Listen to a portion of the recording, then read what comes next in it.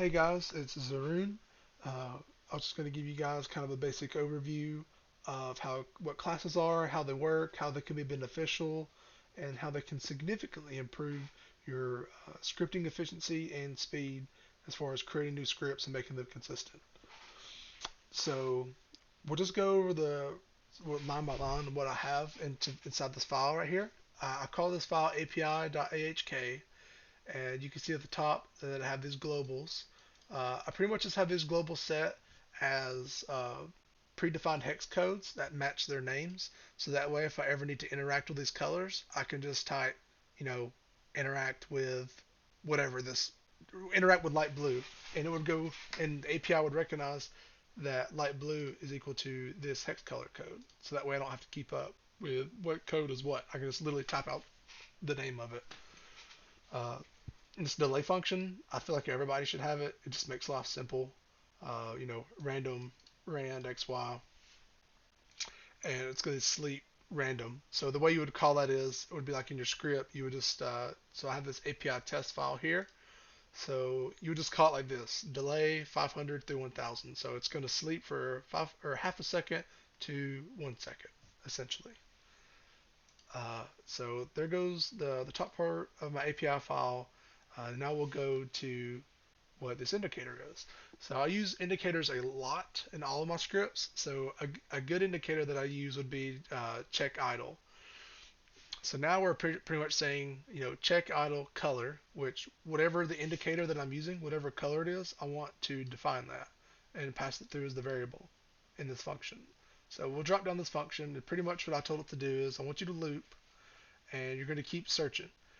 If you find that indicator, then whatever you want to tell it to do when you're idle, then you can do this. Or if you don't see the indicator, then whatever your character's not idle, tell it what you want to do whenever it's not idle, or if you just want it to chill out. And then you can break out the loop.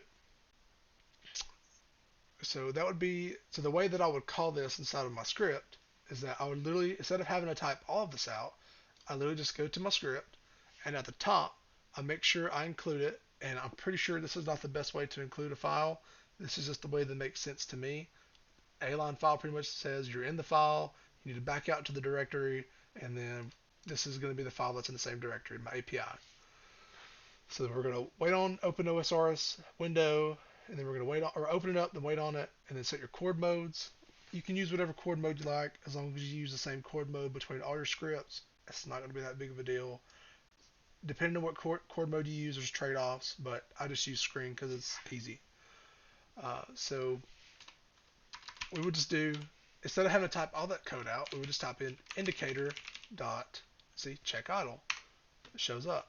So now, just by me calling this, it's going to do that loop, and it's going to say, hey, I'm going to do this if I can't see the idle indicator, or I'm going to do this if I do see it. So you would do that, and then you would just call whatever the next one it would be that you would want to do.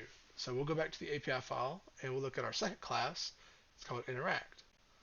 So the key thing to this is that I only want this class to interact with the game window. So the way I accomplish that is I just go here, get a screen, or the screen chords, and then, top left, top right. I'm not here to explain to you how pixel search works. If you don't know, then you should go look for another video. But pretty much, pixel search the game window coordinates, and then I want you to pass this color, and we're going to pixel search whatever variable or whatever you pass through here. So let's say interact with object. So we'll go back here. Oh, and check idle, I didn't give it a color, so we'll just do red. That's all you got to do. So now we're going to say interact dot with object, which I've already got here. We're just going to tell it, I want you to interact with light blue. Light blue. So according to the API, it already understands that light blue equals this hex code. So since you put that in there, it's going to say, oh, you really mean this hex code, and we're going to pixel search for that variable, for the color variable. So, and also there's more flexibility. So let's say you changed your indicator.checkIdle and you haven't defined a color for it. I mean, you could just type in, the hex color code, which, I don't know, just type whatever you want. And then it'll also search that way too, because you're basically just telling it, you know, with indicator is I want you to pixel search this color, and you just gave it a hex code, so it'll work as well. So there's flexibility there. You're not limited to just what you predefine at the top. So now for the last example I'm going to give you, we'll do inventory. So I've given you two different functions here that I like to use. We're going to use the check item first, and all check item is doing is just doing a simple pixel search in the entire inventory window. So obviously you go here, you get the inventory chords, bam, and then you get the bottom right, bam, cool, and then we're going to go back to this, and that's what the chords are. So how we would call that into the script is that we would just say, inventory dot check item. Man, my shift key is breaking. Goodness gracious. All right, so we do check item, and we'll say in the inventory we marked something as blue. We haven't used blue yet. So inventory.check item, and then we're just going to say if you did check for that and you did find something, so if error level equals 0, then we're going to go back to your API. What's our interact? So inventory.onItem. So we have to pass a color variable and a slot. So we're going to drop this down, and we'll break down what this function does. So what we'd have to do is we have to say, okay, we don't really want to click on a specific slot, so let's just see what the one without the specific slot. So it just says if the color. So we'll do, inventory dot on item, and then we'll say blue. And then even though you're not going to click on a specific coordinate, you still need to provide some kind of number for that slot variable because you can't leave it null. So we'll just say 0 because we just want to do the whole inventory. So now we're saying, okay, check for a blue item in your inventory. If you can't find it, or if you do find it, then I want you to click on it. Inventory.onItem blue. And let's say that you only wanted to click on the first inventory coordinate. So we'll say check item for the whole inventory, but I only want you to click on the first slot in your inventory. So we'll set it to 1. And the reason why that makes sense is if you go back to our API, we will look at, we no longer are going to use this one. We're going to say if color has a color and slot 1 equals 1, but you could do this. You're pretty much going to have 28 different if statements here with the different slots and their coordinates. But regardless, for this example, I'm only going to do 1. So we'll say if color has a hex code and slot equals 1, then we're going to click only on the slot 1 coordinates. And do mouse move X, Y, click. Once again, don't recommend you clicking stuff like this. This is just a quick example. You really should find a better way to interact with your game windows. So besides that, yeah, so that's how you would use both of those.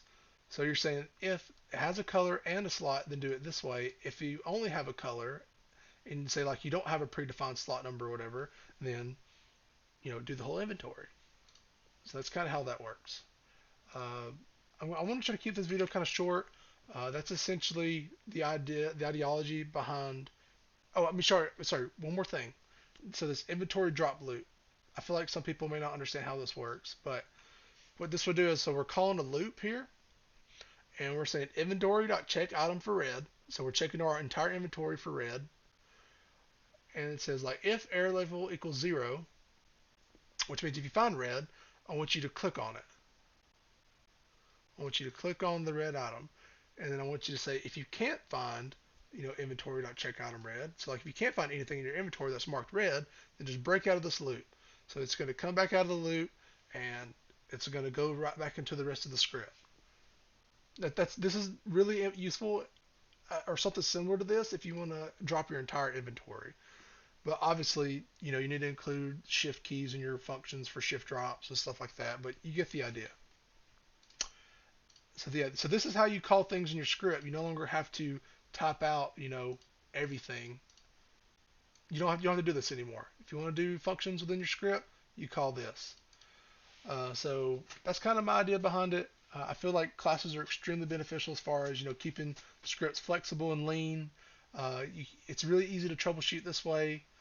Uh, and if you make any kind of change to your API, it updates every single script that calls back to your API for its functions, which is super helpful. And if you ever need more variance in your functions, just pass more variables. So that, like, I just perfect example right here for slot. I mean, just whatever you want to do. If you wanted to add more random to like your interacts and stuff, you can pass more variables right here for your offsets. Uh, I know if you don't know what that means, then you probably should be looking at some more videos. I can't break down everything for you for at this moment, but yeah, this is my video on classes and how to use them in your script foundations. If you have any questions, just send me a message on Discord, and I will see you guys later.